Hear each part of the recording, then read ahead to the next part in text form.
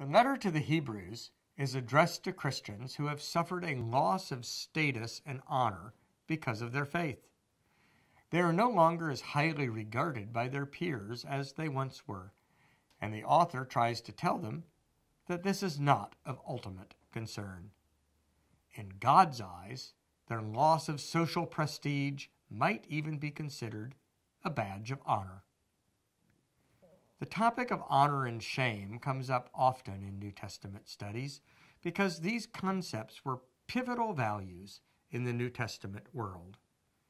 We only partly understand this today because while everybody likes to be honored and no one wants to be put to shame, it's just not as big a deal in our society as it was in the New Testament era. In that world, the single most important thing in life was to be thought well of by other people, to have honor.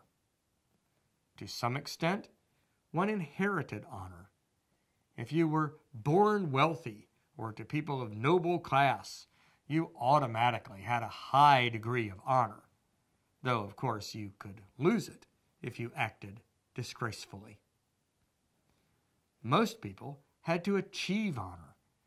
If you did something courageous or generous, if you succeeded at business, if your children married well, all sorts of things would bring you honor.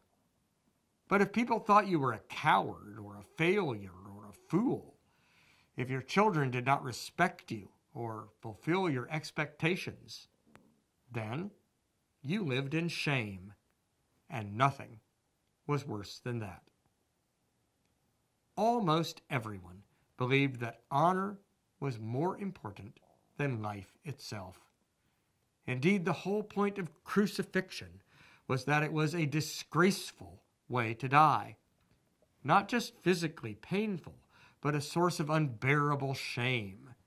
People dreaded the shame more than the torment, and that shame would be passed on to their family and friends and followers. So right from the start, Christianity found itself at odds with the value system of the world in which it was born. Christians renounced what the world said was honorable and instead embraced the shame of the cross.